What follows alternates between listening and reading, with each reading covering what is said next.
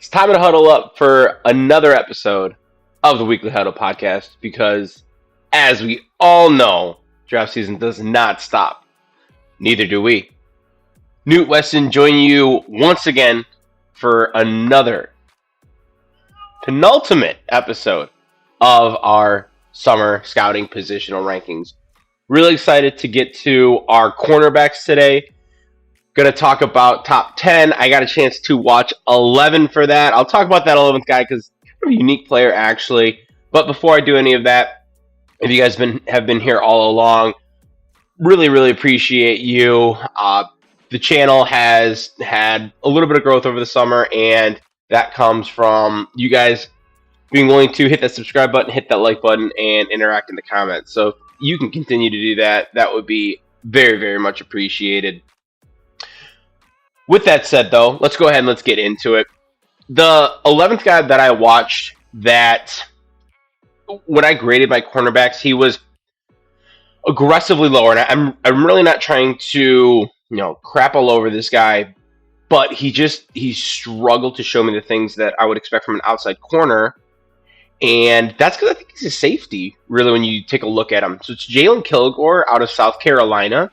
And realistically, he's already playing as a safety. So he's 6'2", 219 pounds. That's massive for a cornerback. I didn't look up the percentile on Mock Draftable, but that's a big number. The height is, in the range, but the weight is, he's a thick guy. He also, at that size, played almost 75% of his snaps in the slot. 20% of his snaps in the box. Realistically, he's going to be playing as a safety. So grading him as an outside cornerback is probably a little unfair to him. He lacks some of those true movement and fluidity pieces that you would expect from a boundary corner. So he comes in at number 11 on this list. Realistically, after summer scouting, I'm probably going to reclassify him as a safety, and I'll see those numbers inevitably go up because a lot of the things that you want to see him do in terms of be a strong player within safety, have adequate coverage, but then be a really good run defender on top of that, he's able to do. So Jalen Kilgore was number 11 for me, kind of a unique player in this list. But with that being said, let's go ahead and hit my number 10 player, Tacario Davis. Now out of Washington, formerly out of Arizona, spent 3 years at Arizona. In those 3 years, he spent one realistically as a backup, as a bench player, getting opportunity in special teams and in blowouts, but not anything too much more than that. His 2023 season really was when he shined. That's when he put himself on the map. He became an all Pac-12 player at that point, all Pac-12 honorable mention. And then he really had a lot of hype around him heading into last season. It was his first year as a draft eligible player. And unfortunately, Arizona as a program struggled, and Tacario Davis was kind of affected in a similar way. So he went from a player that had a massive number of opportunities to make plays on the ball to a player that had 0 interceptions and 3 pass breakups last year. So starting off, it's really poor when it comes to the dip in production and the example of what he can do with his ball skills. Beyond that, he really looked like he struggled to change in direction, and he's a guy, I should mention it, he's 6'4", 190 pounds. So he's a little bit of a beanpole, but that length is definitely a stellar attribute. But anytime you have that length, you kind of expect the change in direction and some of the fluid movements to be affected, and for Davis, it was. But the things that still keep him on my radar and still give me hope for him is, number one, going to Washington, I think, is going to be a really nice opportunity for him to clean his slate, hooking up with former coach, going back to a scheme where he thrived. And the frame I already mentioned as being a plus for him, even with maybe some of the struggles with fluidity. Length is always a good thing when you're playing a defensive position. The attitude, the mentality, he's a physical player with an extremely aggressive mentality. He wants to go hit players. He wants to get in their face. He is a really good open field tackler. Career 6.3 missed tackles forced percentage. Career. That's a hell of a mark to be at.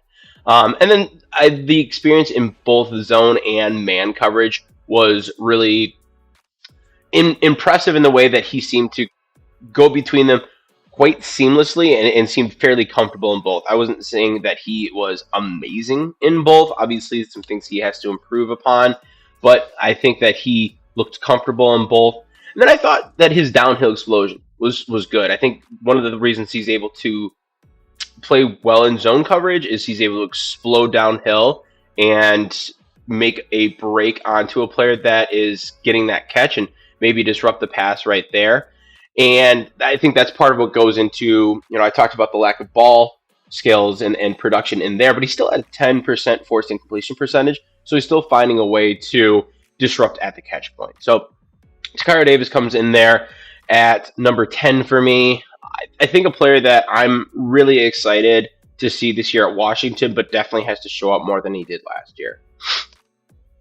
Next up, we have A.J. Harris out of Penn State.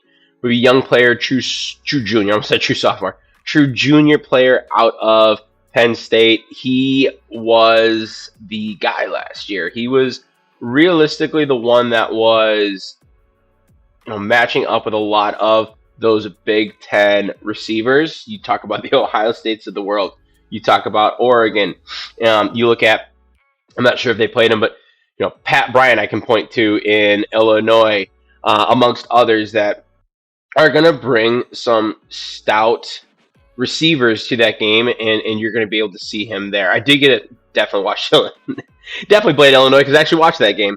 That's kind of why I picked that. So the game against Illinois, I think that he played okay in terms of his coverage, but one thing that I didn't like about him is he seems to get bullied. Like, he lacks some play strength, and it seemed like he really struggled to get off the blockers. Now, granted, I think Pat Bryant last year was a really good blocking wide receiver, and I think, nationally the media fell in love with him because he just brought that edge to his game, even though he wasn't like a freak athlete. He made AJ Harris look like he couldn't get off a block to save his life. And it's not just that game. I saw it also in Notre Dame when I watched him there. I just think there's some things that he's got to improve upon with the strength that he brings to the position. I think that with him, again, he needs to find a way to turn disruption into production. So 3 pass breakups, 1 pick. Once again, 10%, 10.9% forced incompletion percentage. Once again, all fine and dandy. I want more picks. I want more big-time pass breakups because that's showing me that you're really able to directly impact that play. I can recognize it from a little bit of that forced incompletion percentage, but it definitely needs to improve this year. Granted, I'm watching true sophomore tape. I think the press technique needs to improve. I am happy that he is willing to be at the line of scrimmage and jam receivers. I actually gave him a little bit of a bump there, but one of the negatives of that is he can open himself up to double moves, and if he gets beat, he's going to get burned because I don't think he's got amazing recovery speed. I think it's okay, but if he gets caught leaning or something to that effect on the line of scrimmage trying to jam a player, he could really open himself up to a dangerous amount of yards behind him if that receiver is able to slip that. So I think that these are all things where you take a look at him and you say, man, he can grow and he can develop in those, because the things that he does bring that I really like is a 6'1" frame that has 193 pounds on it. So I think he's built fairly well for the position. The experience in zone and man coverage, again, he got an opportunity to see more than 40% for both of those. And then I think that, once again, he's a solid open field tackler. And a lot of these things I'm saying for Tacario Davis, I'm saying for A.J. Harris, which is kind of why I have them similarly graded. But A.J. Harris is doing this all as a true sophomore, which gives me a little bit of, I'm not going to say hope because that sounds desperate, but it gives him a little bit longer of a leash because you expect him to be down there a little bit more. You expect him to continue to grow. Not that you don't for Davis, but as a true sophomore, you will always find holes in those players' games. So I think that all of these things, it kind of captures why I have both these guys here.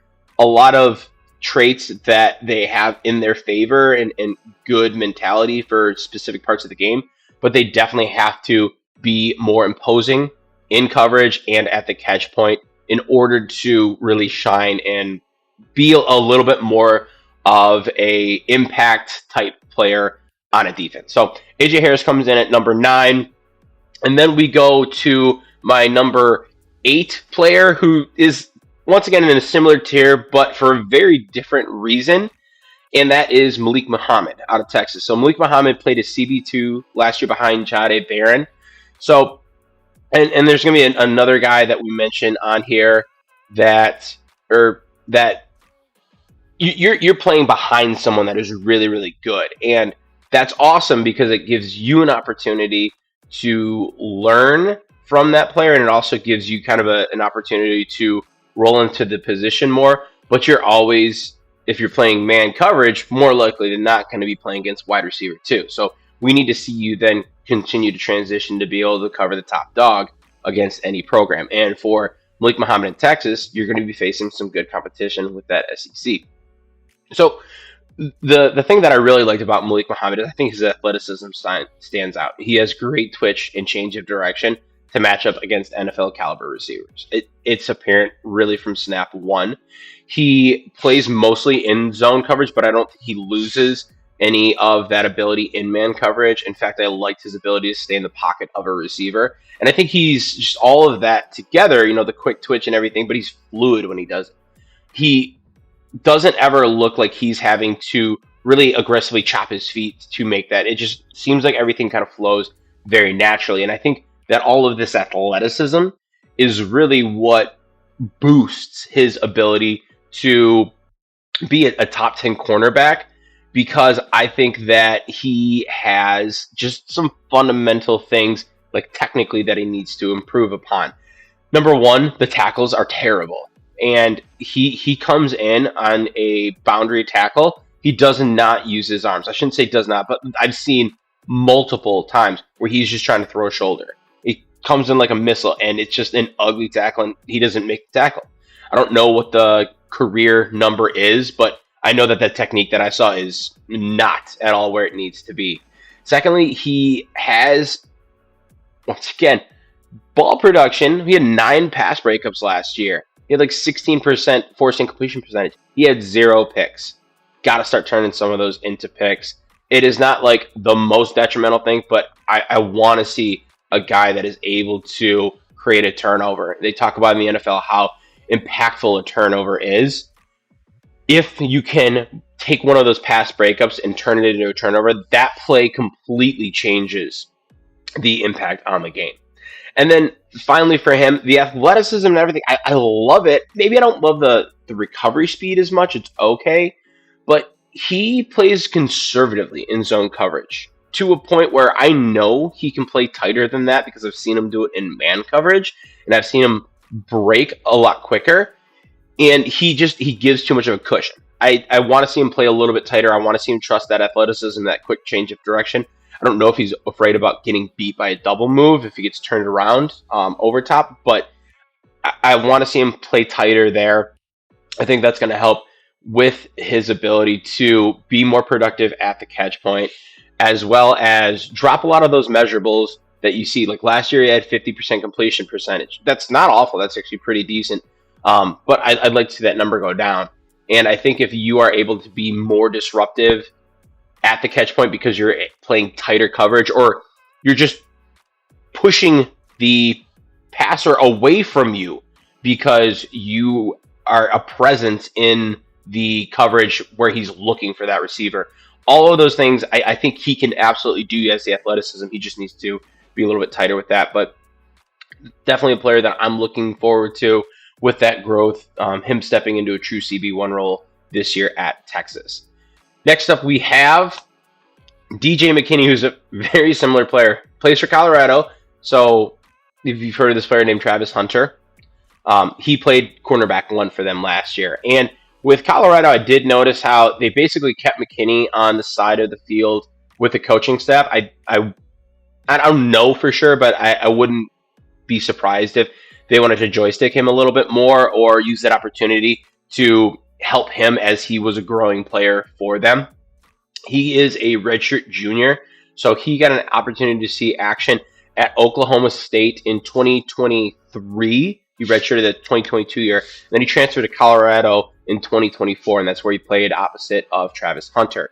Really great opportunity to see him play against Oklahoma State and get a pick in that game. He actually finished his stretch really well. 3 of his last 4 games he had an interception in, which I think shows a lot of growth with that position and you getting maybe more comfortable in a scheme and with a look, but then really being able to turn on your play style to get those picks and get those turnovers.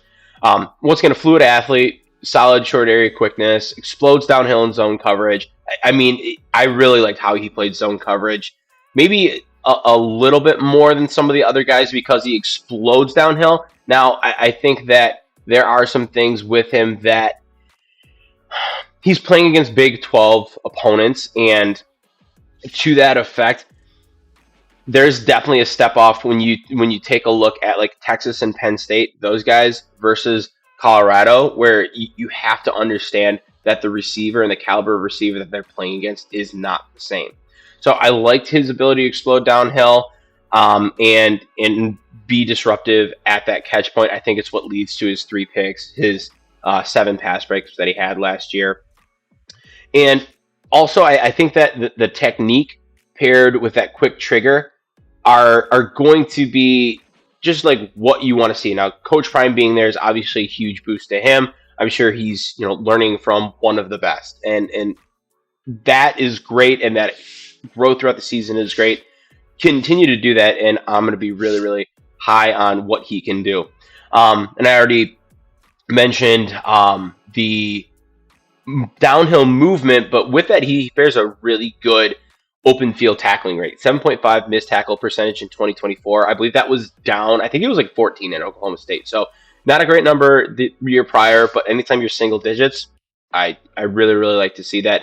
And it's harder sometimes as a cornerback because you're making open field tackles a lot of times, especially if you're being asked to do that in a bubble screen or an off coverage type role.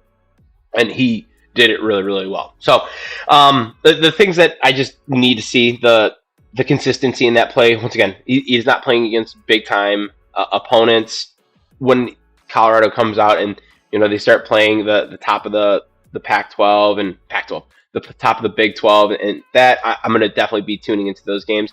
I think the one thing that with anything with him, he has some balance issues. I saw him on the ground a lot, and I don't know if it's just because he's trying to do too much and he loses his footing, but definitely something where I cannot have a cornerback on the ground. And then he's consistent across the game, but he doesn't necessarily stand out. Like he's adequate in coverage and man coverage, but he's not necessarily like a game changer. And it's just what you're going to see with a lot of these guys down here. A lot of these guys that have only played 2 seasons of meaningful football up to this point. Tacario Davis is really the only player that is coming into a true senior or last year of eligibility type situation. So DJ McKinney comes in at number 7 for me. Player I'm excited seeing once again with that coaching under Coach Prime. Avion Terrell comes in for me at number 6 to round out the back half of my top 10.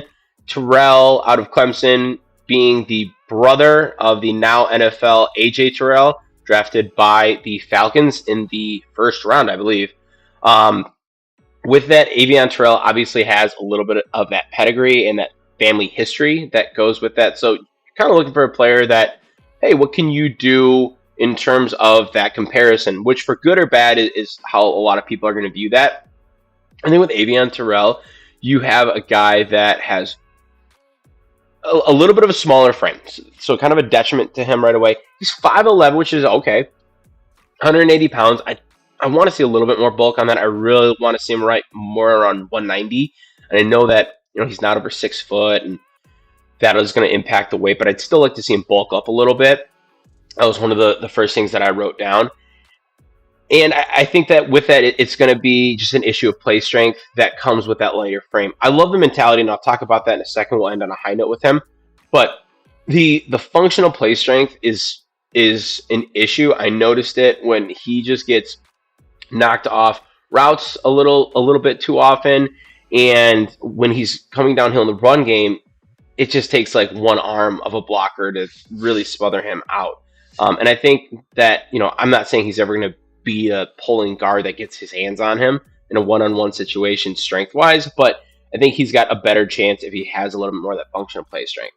And then with Terrell, some of these guys that I've mentioned already had an aggressive play style, but Terrell with his aggressive play style, which I love. I want to see a player with an aggressive play style, but you got to be smart about it. He had 7 penalties last year, which is really going to be something that hurts your team beyond more than you just trying to, match up with that receiver and win those kind of hand fighting situations. He's got to be a little bit smarter about that. Coming into his true junior season, I have all the faith in the world that he can clean that up and continue to improve there. Now, those 3 things aside, I really liked this guy.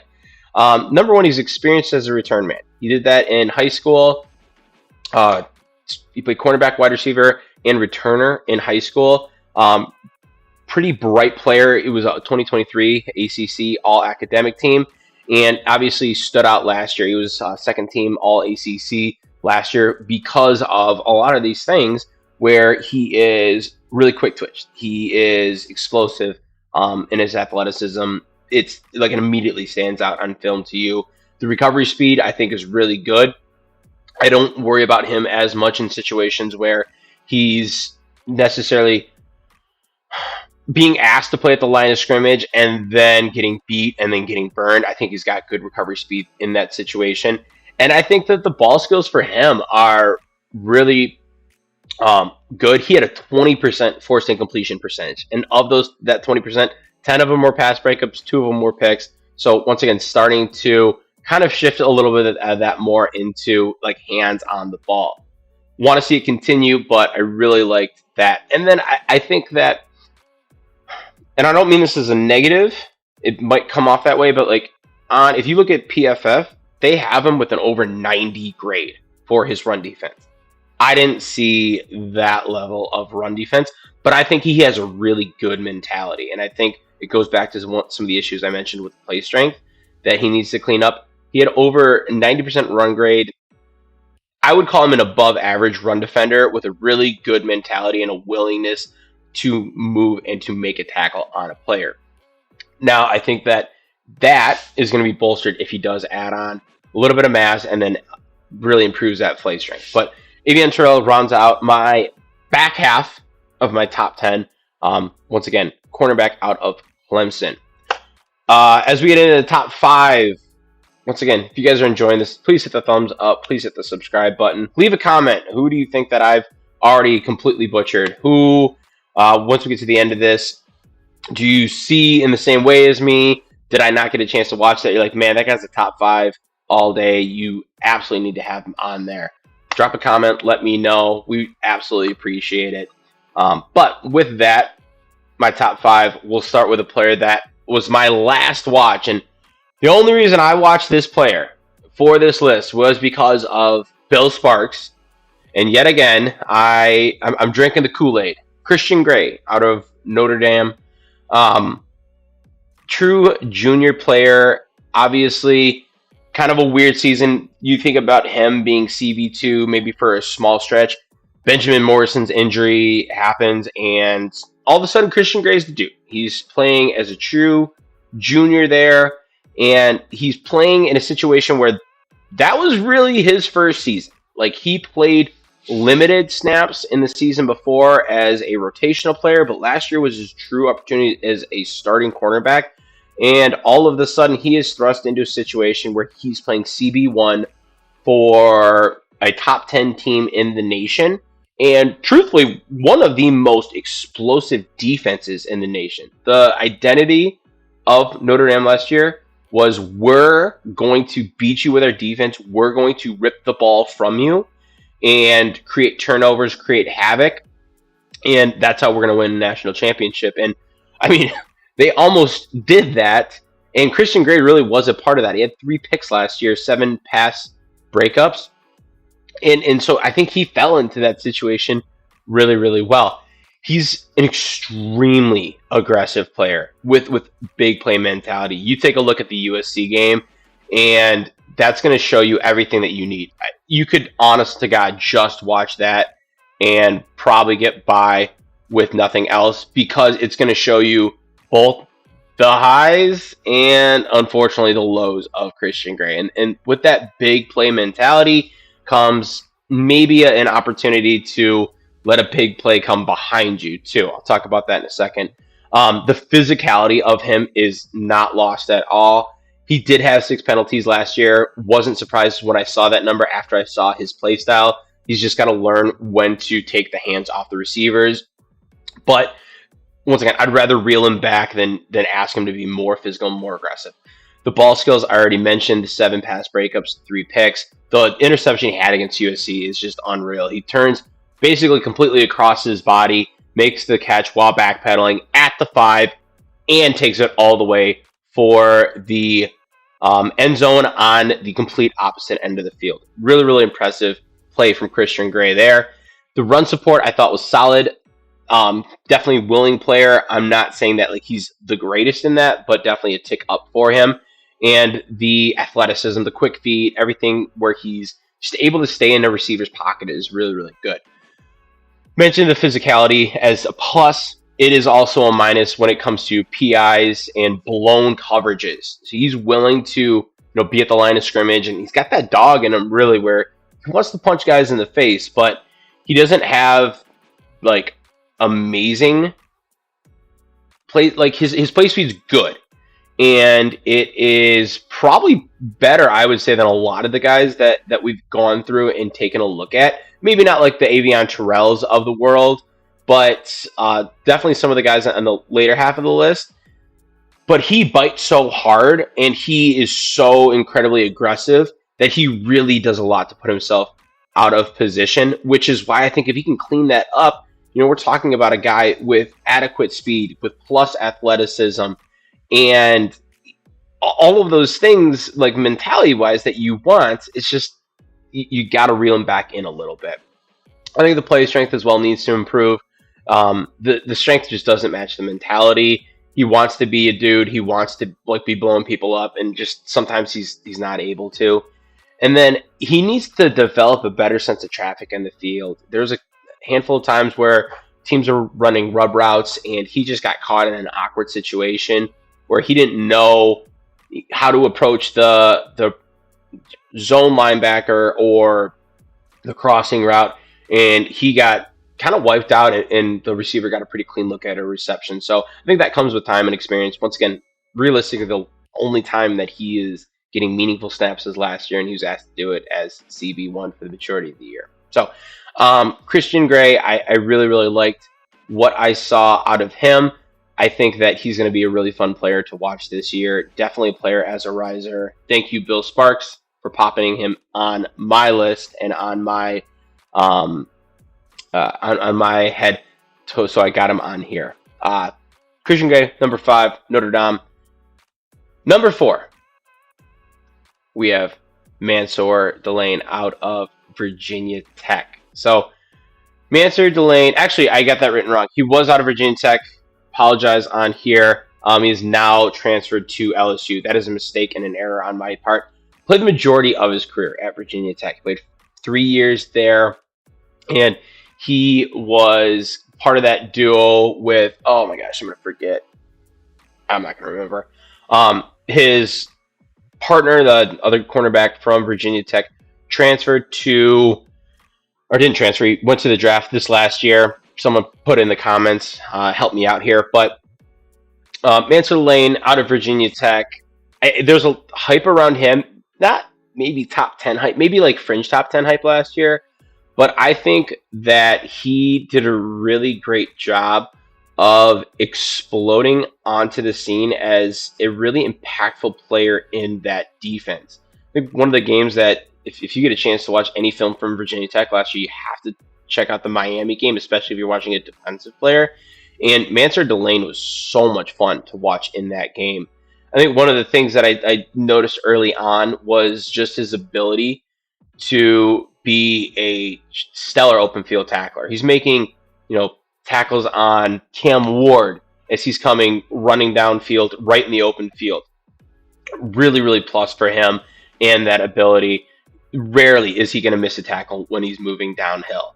He is, to that effect, then stellar in run defense. His experience as a safety, it's what he actually played for the majority of his high school career, was safety, shows in that sense. So you're getting a guy that is built well for the position, 6'1", 187, which is probably why he's not now a safety.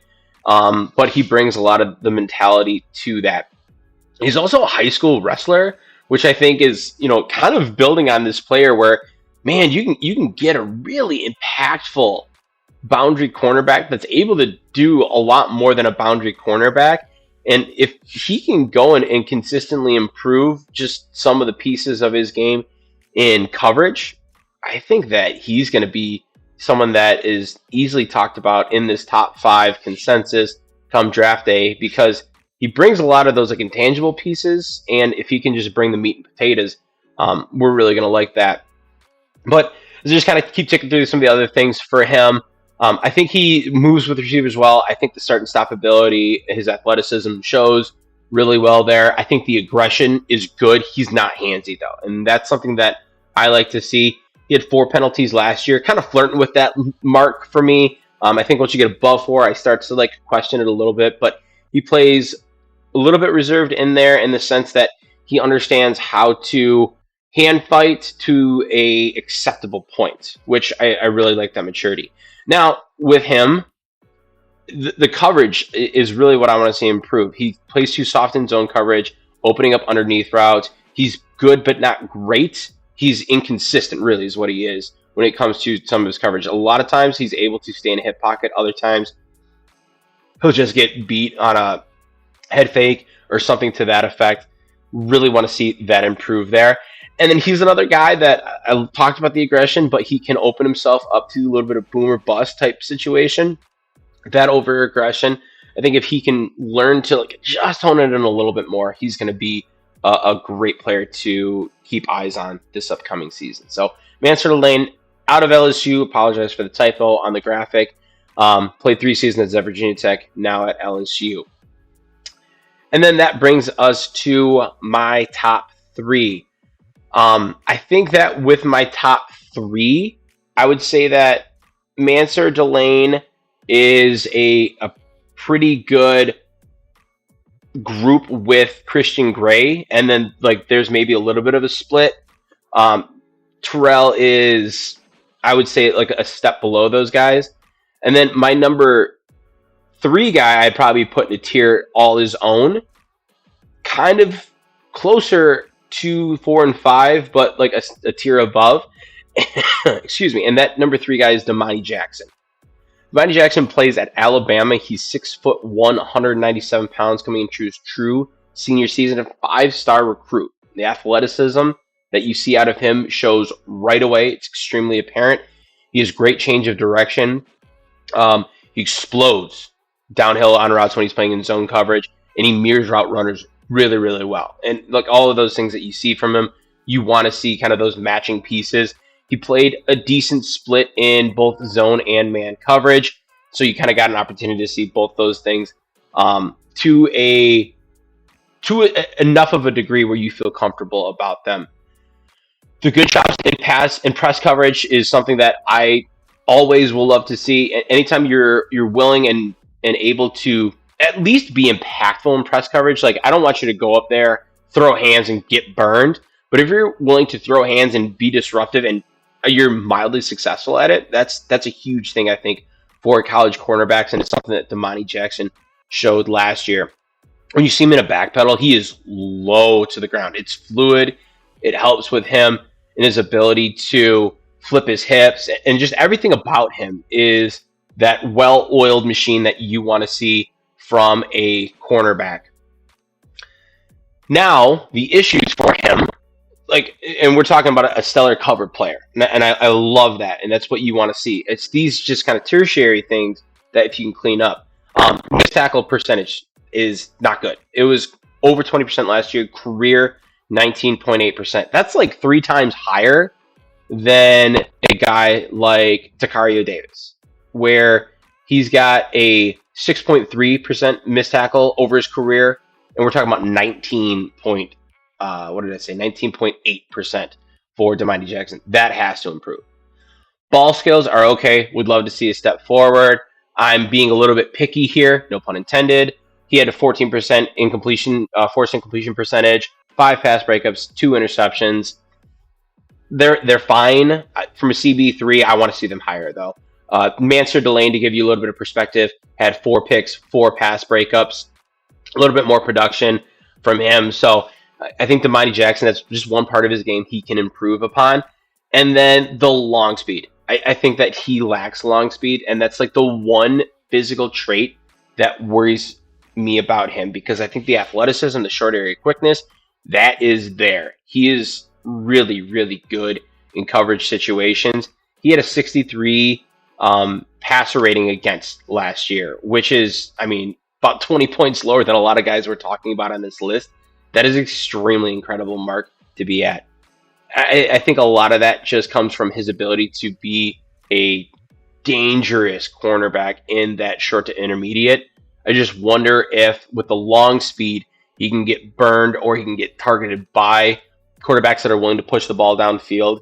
And if he were to ever bite too hard on a hitch or on a give and go, not a give and go, on a stop and go route, he could definitely get opened up for some long shots over the middle, or over the top, I should say. So Demani Jackson, really liked him as a coverage corner. A couple things that I think that he can improve upon, and then it'll just be interesting to see how he plays this year, with maybe the mentality of like, hey, how am I protecting myself over the top? And maybe that just comes back to some more covered 2 looks from safeties, but ultimately we'll see how that looks for him. And now we get to my top 2, my top 2 are very, very close to one another, and I really like both of these players. And my top cornerback is, I shouldn't say my number 2 cornerback is Jermod McCoy, who probably, I would say, I'm not saying consensus, but like he's one of the more like kind of ish, almost consensus players in this class. I've talked about many times how there's like very few consensus players across all these positions. Jermod McCoy out of Tennessee is one that might be a little bit more, and I really like him. I think he's going to be a top 10 guy for me, truth be told, because he is so incredibly good. Elephant out of the room right away, he had a torn ACL in January of 2025. So that's going to be something that we are continuously watching for, and over the course of this season, you're not going to see him right away. When you see him is a little bit of a question. The minute he steps foot on the field, he is going to be under a microscope, because people are going to want to see, are we seeing in 2025 what we saw in 2024? So that's going to be really impressive, or important for him right away. But just to like kind of give a little bit of background on this guy's accolades, because it's kind of impressive. Coming into the season, preseason first team All-American by AP, preseason first team All-SEC. 2024, he was a Jim Thorpe semifinalist, second team All-American last year, and second team All-SEC last year. Really, really impressive player. Oh, on top of that, he was a high school champion jumper in both the long and triple jump. He was a high school all-state baseball player. The accolades and kind of what you would expect from the notes for this guy indicate like, hey, I'm getting a guy that's a freaky athlete that's able to really blow up the position. And, oh, wait, that's exactly what I'm going to get. The athleticism out of McCoy leads to some of the most impressive coverage. He's the best covered player in this class, bar none. It leads to some of the most impressive coverage that I have had an opportunity to see. He's well built and fluid, sticky in coverage, the understanding of trail technique, and how to use it, and is solid. He's able to match breaks really efficiently, does not lose much space on those. Zone coverage, he reads the quarterback's eyes extremely well and very quickly, and he's got adequate recovery speed. 4 picks last year, 6 pass breakups, and nearly 20% forced incompletion percentage. Something that you absolutely love to see. The aggressive brand of football is what I've always talked about that I want to see from these players. The penalties are going to be an issue. 8 penalties last year, so that's going to be a negative for him. Something he's got to clean up. But the aggression I do love. And then he's experienced in playing near the line of scrimmage. All of this to say that, like, hey, he's a hell of a cover cornerback. Oh, and on top of that, he had a 7% missed tackle percentage in 2024. So you're getting a guy that is like damn near the complete package. Now, the press technique, he needs to clean up. The aggression, once again, can lead him to getting pushed out of the way. Not pushed out of the way, but leaning and out of position for a guy that is able to beat him there. I mentioned the 8 penalties and then the ACL. It's going to be the biggest thing. I think had it not been for the ACL, he might have been my cornerback one. I think I was a little more reserved in some of those things that I looked at for him. But he needs to just go out and basically show that he's able to do those things. So can you add effective press coverage to your game? Because you're willing to play at the line of scrimmage. You do it a little bit, but can you add effective press coverage? Can you turn down the penalties? And then can you just return to this form? Because then you're a top 10 player all day long. So that's it. That's all my issues for Jamal McCoy, because everything else that he does is just extremely impressive. But all that to say, that leaves him as my number 2 cornerback. And with that, we have number 1, who is Xavier Scott out of Illinois, who's going to definitely be a top 10 player for me. He's a senior out of Illinois, comes in at 5'11", 190 pounds. He's the kind of guy that he's not, like I said, he is not necessarily the cover corner that McCoy is.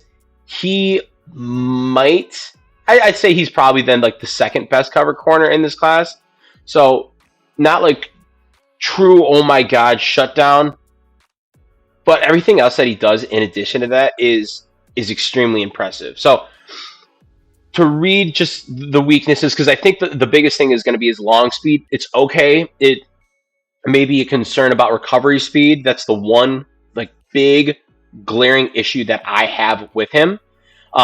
He flashed in 2024. He's just got to do it back to back, which that's not anything that he can help. Like, he had a great season last year. I just need to see you do it again. And then I think he gives up a little bit underneath, and that's kind of where I say McCoy's a little bit better of a coverage receiver, because McCoy is just sticking right in people's pockets, and they don't really have an opportunity to necessarily have that maybe dump off situation with him. But with Xavier Scott, he's got a little bit more press coverage to his game. Once again, needs to improve on that. There's times probably more with him that I saw him overextending. You pair that with the inadequate long speed, I think that's like a deadly combination for him.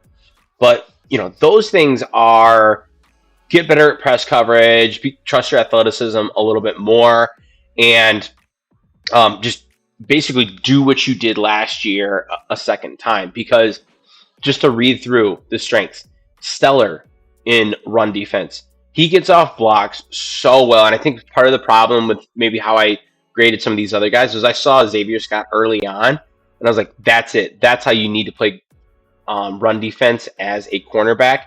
He moves to the running back on outside runs like he's a middle linebacker. He had a 8.2% missed tackles forced for his career, and he built on that, or improved that last year by putting it at 6% in 2024. So maybe a little bit higher in the past, but 6% last year, 8.2% over his career missed tackles forced, which is a ridiculous number to be at. The short area quickness is evident. He stays in stride with the receiver, loses very little space between breaks. The IQ is off the boards for him. When you see him playing zone coverage, he moves really well, identifies play action extremely well, which he has. It really has to do with maybe a little bit of that lack of speed for over-the-top routes. He does a really good job of protecting himself in there. He has really, really clean hands, where he has one penalty in 2024, but he does not lack that dog in him. He's an aggressive player. He's only got 6 penalties over the entire course of his career, and then he closes quickly in space. The ball skills are where I want to see them for him. 4 picks, 5 pass breakups, about a 9.3 forced incompletion percentage. So, those things have translated really well to that part of his game. It is worth mentioning that he did have 2 picks in the game versus, who was it? Kansas. I want to say it was in the game versus Kansas. He had 2 interceptions in that game alone. Both were, in my opinion, good interceptions. There are some guys in here where I don't necessarily talk about it too much because it's like, oh, you just threw me the ball, thank you. But I thought that his versus Kansas were really good. I want to say one of them he got beat on a flag route. The previous drive he got beat on a flag route where he bit on a double move. The receiver got out and over him and found the corner of the end zone. And so he kind of got burned, and that was one of the touchdowns. I think that was the only touchdown that he let up in that game. The very next drive, I want to say it was the first play of that next drive, read the quarterback, jumped the route, picked the ball off on a quick bubble screen, took it to the house for a pick 6. So, like, the interception, maybe not athletically impressive, the mentality of that was exactly what you want to see. And then also, his ability to have a short memory. Like, you just got burned for a touchdown, and you come back, and that's the first play that you have in the next drive.